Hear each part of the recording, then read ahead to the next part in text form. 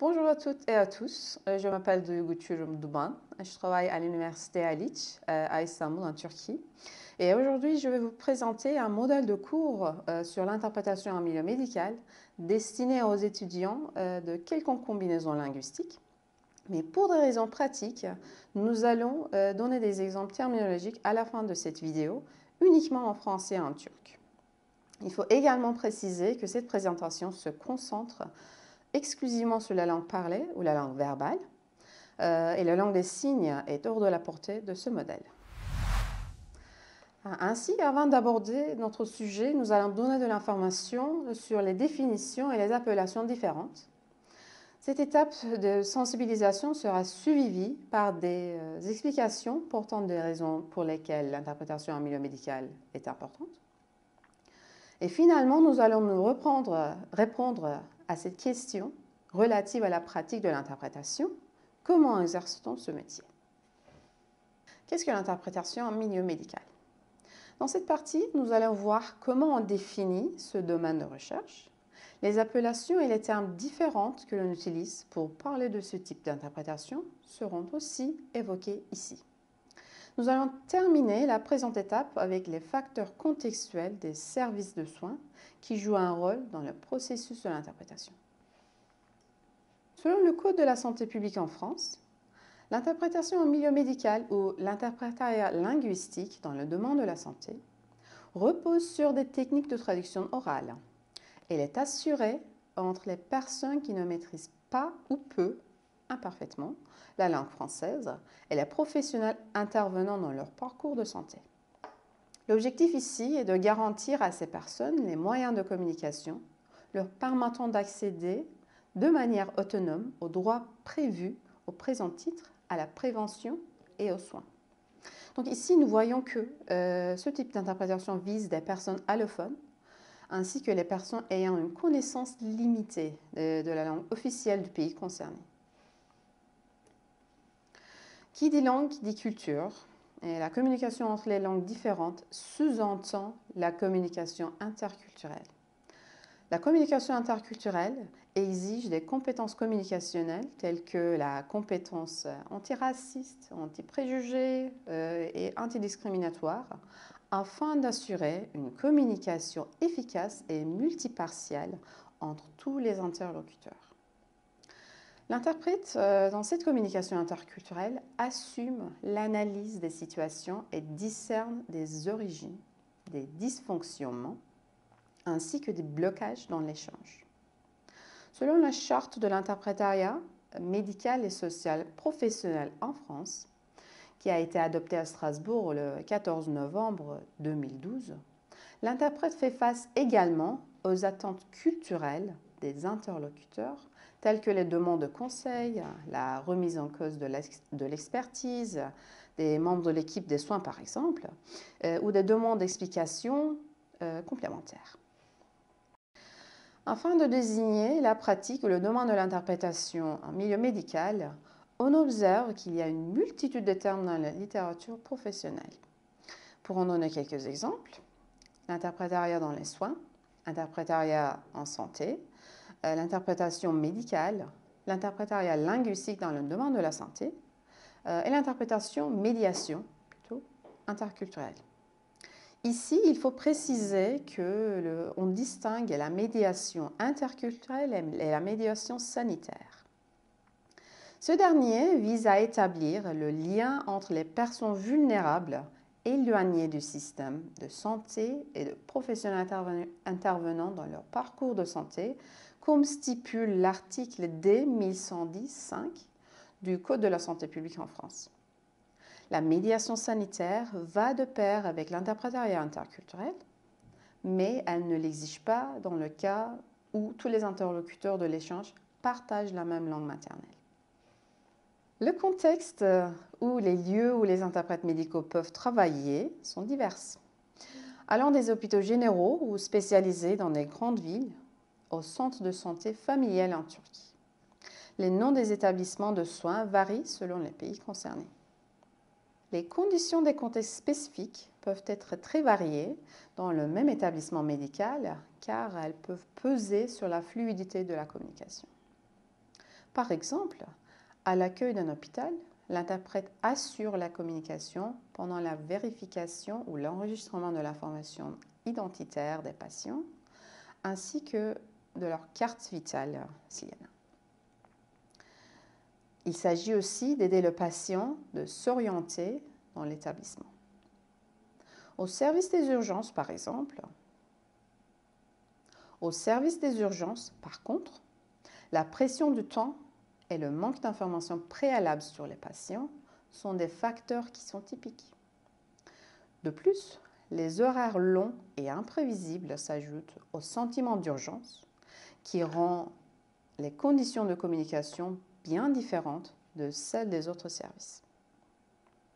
Pendant l'entretien ou la consultation clinique, la présence de l'interprète souvent soulage le patient et le rend à l'aise dans une rencontre de ce type. Dans certains services hospitaliers, une interprète femme aide mieux à une patiente souffrant de troubles qu'elle aurait du mal à évoquer devant un homme et vice-versa. L'interprète peut accompagner le patient vers la salle d'intervention. Par exemple, pendant une chirurgie oculaire, le patient reste éveillé et doit suivre des directives précises de l'équipe médicale. L'interprète continue ses fonctions dans cette atmosphère assez tendue. L'interprète s'occupe aussi de l'entourage familial ou des personnes accompagnantes. En cas d'annonce de mauvaises nouvelles, par exemple, la famille peut insister pour limiter l'information révélée au patient. Ou quand il s'agit de la fin de vie, il faut bien gérer la situation de communication qui peut s'avérer très délicate. La deuxième partie de ce modèle de cours se compose des points principaux suivants: les motifs de la pratique de l'interprétation en milieu médical et les approches différentes en France et en Turquie.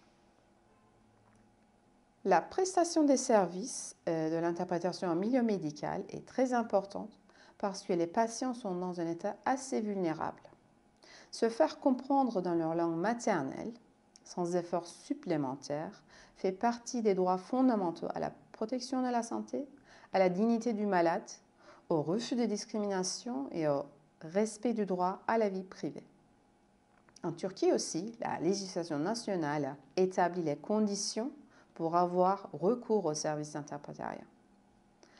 Ça fait partie de la démocratie dite sanitaire, relative aux droits des malades, à la qualité du système de santé, introduit en France par la loi du 4 mars 2002. Elle garantit la participation individuelle et collective des usagers au débat de leur santé. Dans le monde, on observe des approches différentes à l'interprétation en milieu médical. Les pays dits pionniers ont commencé à progresser dans le développement, la recherche, l'enseignement et la régularisation de ces disciplines depuis les années 70. La Suède, le Canada, les États-Unis et l'Australie sont parmi ces pays qui sont traditionnellement les pays récepteurs de l'immigration. Dans ces pays, l'interprète doit être strictement impartial et assume un rôle absolument différent d'un médiateur dans une situation de communication.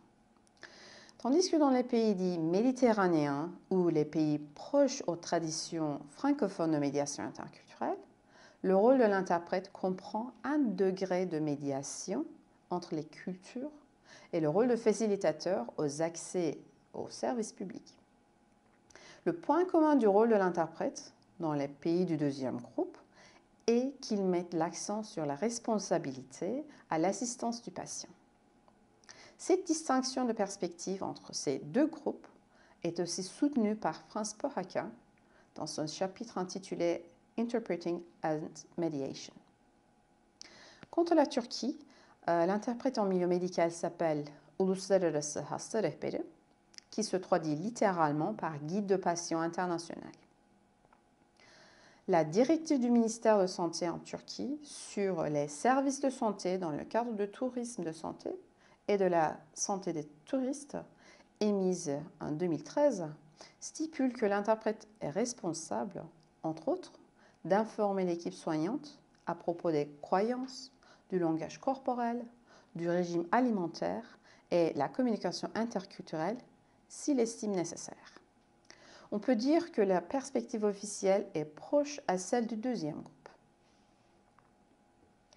Les approches à la pratique de l'interprétation en milieu médical affectent le rôle que l'interprète assume dans les situations de communication. Dans ses recherches, Claudia Angelelli souligne les rôles non linguistiques que l'interprète médiateur peut remplir. Elle a créé un inventaire des rôles interpersonnels de l'interprète afin d'englober toutes les responsabilités et tâches qu'assume l'interprète en milieu social et médical. À partir du questionnaire, elle a présenté ces données obtenues sous forme de métaphores, comme par exemple l'interprète comme détective, l'interprète comme polyvalent, l'interprète comme connaisseur de diamants et l'interprète comme mineur de charbon.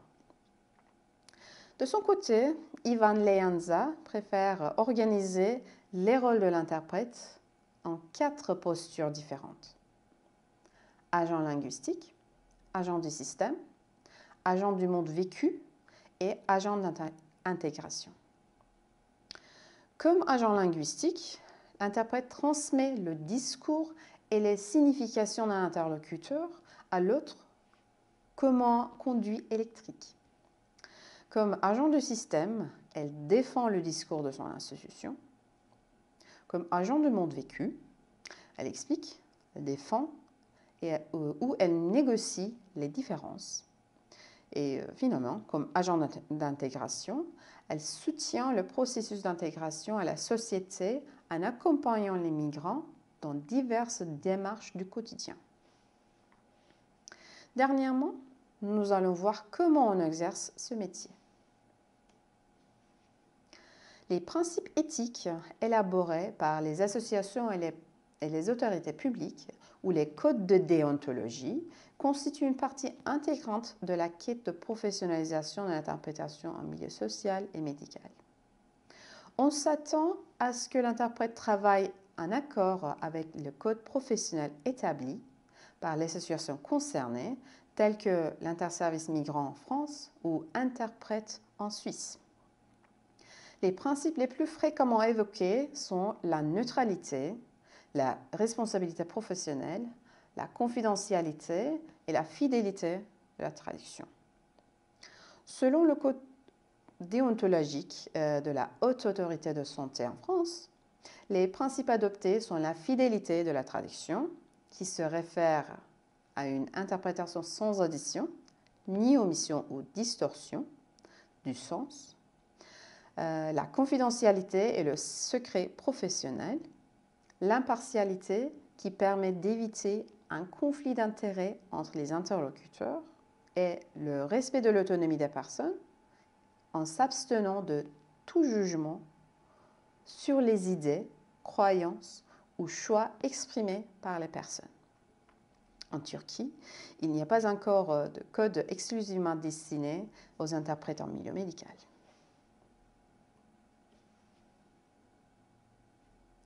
En ce qui concerne les exercices portant sur les situations d'interprétation sur le terrain, vous pouvez commencer par la traduction à vue.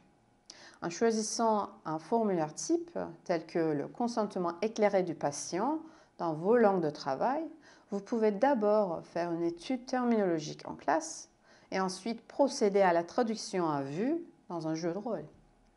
Vous pouvez accéder à quelques exemples du formulaire de consentement en français et en turc par les liens ci-dessous. Vous apercevez ici une feuille ou un tableau. Vous pouvez créer un tel tableau sur un logiciel de votre choix. Vous trouverez également un modèle de cours dans cette plateforme consacré entièrement à l'étude terminologique pour la traduction dans le cadre de notre projet AUF. Ici, je me contente seulement de préciser que la colonne de vulgarisation portant sur des termes médicaux est primordiale. À cause de la dissymétrie des pouvoirs entre les experts qui détient le savoir et le savoir-faire et le patient qui est fragilisé au niveau psychologique, et physique. Il est important pour l'interprète que le patient comprenne bien la situation et parfois les termes médicaux non vulgarisés peuvent être un obstacle. Par conséquent, il serait très utile de faire une étude terminologique en procédant par maladie ou système organique comme le suggère Ineke Krisi. Dans l'apprentissage de l'interprétation en milieu médical, le jeu de rôle représente une grande partie des exercices en classe. Ce type d'exercice permet à l'apprenant de mieux comprendre les paramètres d'une consultation en présence d'un interprète et les réactions ou les motivations qui justifient les comportements de l'interlocuteur que l'étudiant personnifie. En plus, le jeu de rôle offre une occasion importante permettant de simuler le positionnement de l'interprète. On commence l'exercice en expliquant à l'apprenant nos attentes. Ensuite, il faut mentionner les règles inhérentes au scénario. Dans chaque scénario, l'interprète se présente aux interlocuteurs au début de l'entretien. Et à cette étape, il doit leur faire comprendre que tout ce qu'ils diront sera traduit oralement dans ce dialogue à trois. Ensuite, l'interprète informe les parties des règles déontologiques auxquelles il ou elle est soumis. Afin de rendre cette activité plus efficace, l'enseignant ou l'enseignante peut intervenir et ajouter au scénario les défis inattendus. En outre, d'autres scénarios tels que la prise d'anamnèse, l'examen physique du patient, la négociation du prochain rendez-vous peuvent être pris en compte pour une activité de jeu de rôle en classe. La méthodologie conversationnelle de jeu de rôle, ou la méthode CARM, est une approche de formation des professionnels pour qui l'interaction verbale est primordiale. C'est Natasha Niemans qui a adapté ce modèle à la formation des interprètes médiateurs en milieu médical. Et l'approche de Niemans consiste à faire écouter ou lire aux étudiants quelques tours d'un entretien réel en présence d'un interprète et leur demander de produire l'action successive suivante. Ensuite, on montre aux étudiants comment a réagi l'interprète professionnel et on réfléchit aux conséquences de cette action pour le déroulement de l'entretien. Vous voyez un extrait du dialogue authentique enregistré par Niemans et Stockow sur l'écran qui peut être utilisé en classe dans le cadre de cette méthode. La CARM constitue une approche très efficace dans la didactique de l'interprétation de dialogue en milieu social et médical si l'enseignant a l'accès aux données audiovisuelles réelles sur le terrain. En guise de conclusion, je peux dire que l'objectif de cette présentation était de vous présenter un modèle de cours de l'interprétation en milieu médical qui est une demande de recherche émergente en Turquie dans les dernières années. Et ce modèle inclut l'information sur les approches différentes à ce domaine, les responsabilités des interprètes et les délimitations de leur rôle dans un dialogue, ainsi que les conditions particulières au contexte médical et les implications pratiques. En tant que chercheuse et enseignante en la matière, j'ai essayé de fournir les points essentiels de manière très compacte. Si vous avez des questions, veuillez les envoyer à l'adresse de courrier électronique ci-dessous. Merci de votre attention.